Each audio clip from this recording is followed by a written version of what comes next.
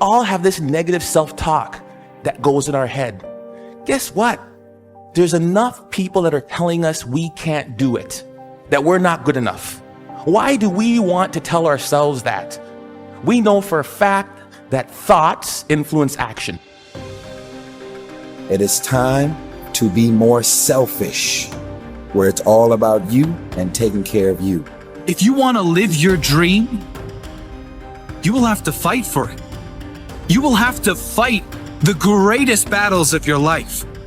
You will have to battle the external enemy. You've got to be willing to test yourself. You've got to be willing to look inside yourself and find out who you really are. You've got to be willing to stare nakedly at your inadequacies and be willing to push through them. Prove to yourself how much work you can put in. You know how much work it's going to take, and you know the time it takes. Invest in yourself to make your life better.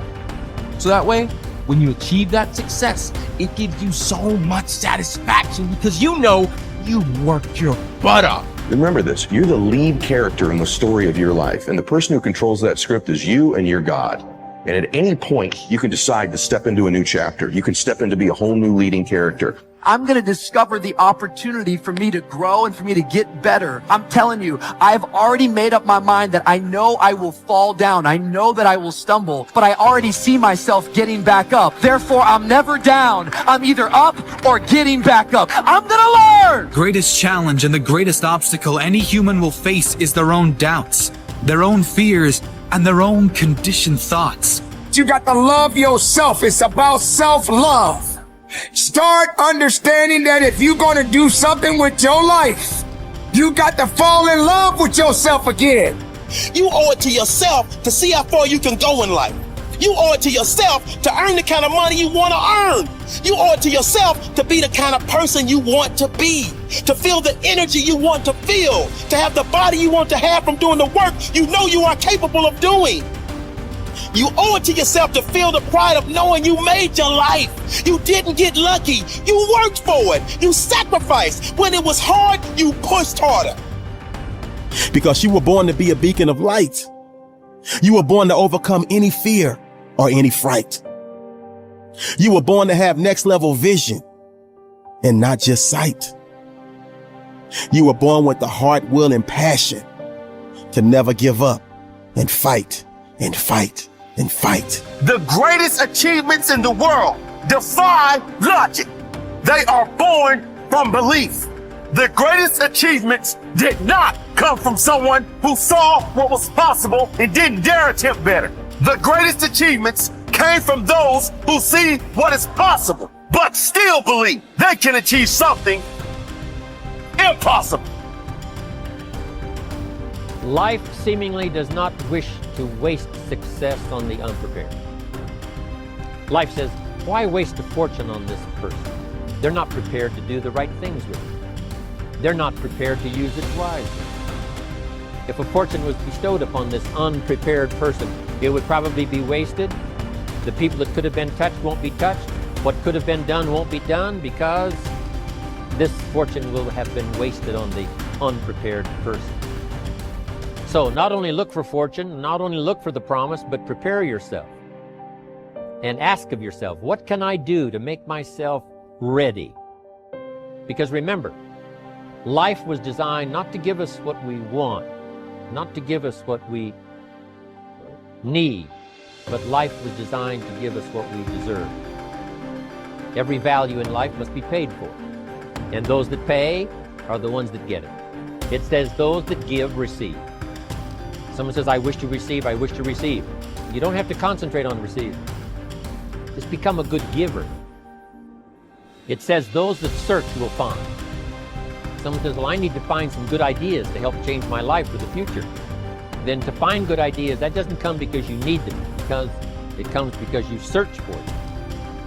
If you want good ideas, you got to go after them. You got to go to the class, you got to go to the workshop, you got to go to the training, go to the book, right? You got to go to the journal. Right? Go where good ideas are being taught, go searching, go looking, because good ideas are not going to be wasted on those that are not seeking, searching, well prepared.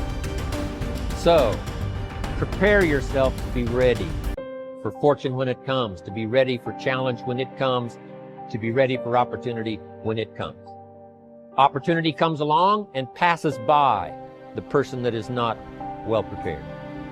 I want to prepare myself this year for next year. Yes, I wish to be effective this year, but I'm also thinking of ways, how could I be better? How could my ideas be more powerful? How could they be sharper, more clear? How could I reach some people next year that I perhaps can't reach this year? I haven't reached deep enough into my own soul to affect some people.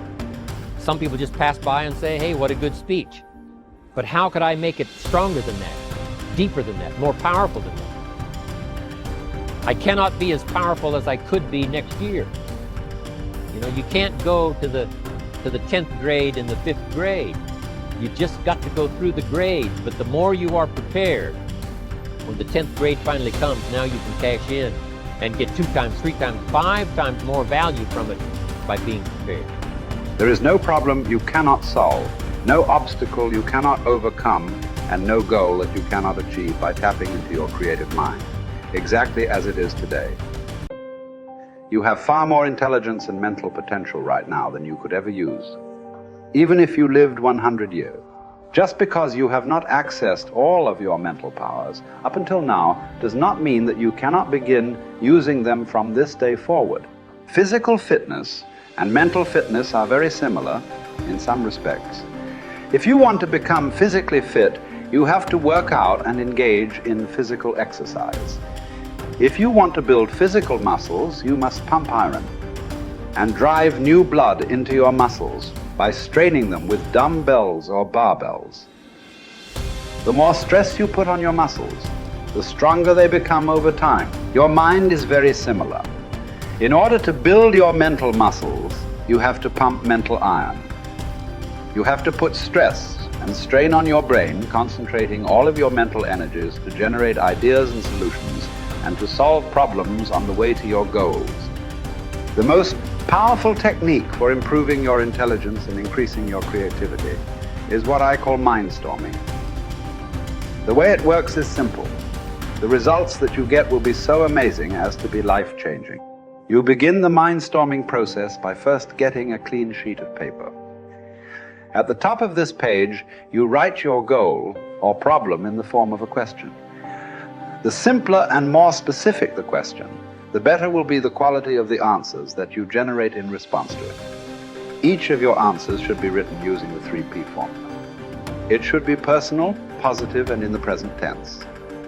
In other words, your answers should be written as affirmations or instructions from your conscious mind to your subconscious mind.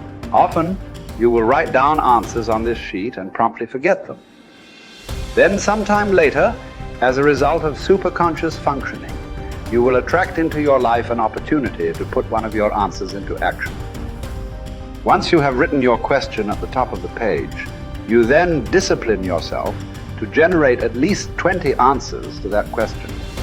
You can write down more than 20 answers to the question, but it is essential in this exercise that you set a goal for a minimum of 20.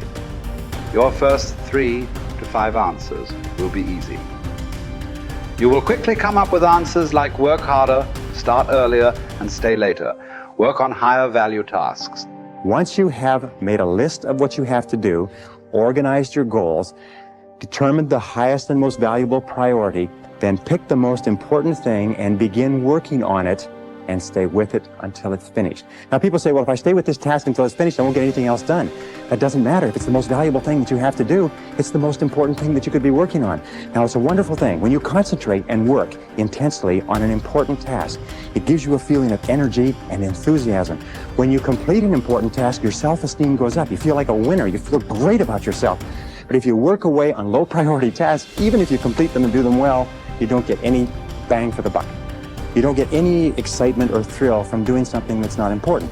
As a matter of fact, most stress, anxiety, frustration in the world of work today comes from working very hard on irrelevant tasks. Benjamin Trigo said, if it's not worth doing, it's not worth doing right. And I think it was Drucker who said, the very worst thing in the world is to do very well what need not be done at all. The 6th key to time management is deadlines. How do you set deadlines? First of all, when you set the goal, when you specify the task, set the deadline when it's going to be accomplished. Always set the deadline with lots of room to spare, and always try to finish before the deadline. Tell other people that you're going to finish by this deadline. Promise others that you'll have your work done. It's a powerful way to act as what is called a forcing system. A forcing system is something that motivates you to stay at it. Because if you don't set a deadline and give yourself a forcing system, you fall into the trap of what is called Parkinson's law. Now, Parkinson's law says that work expands to fill the time allotted for it. That if you have 2 hours of work to do and 8 hours of time, you will stretch that work over 8 hours. Parkinson's law also says that work contracts to fill the time allotted for it. If you have 8 hours of work to do, and because of an emergency you have to have it done in 2 hours, you will get it done in 2 hours. Highly effective people are always setting tight, stringent, disciplined deadlines on themselves so they get more work done in a short period of time rather than less work done in a long period of time.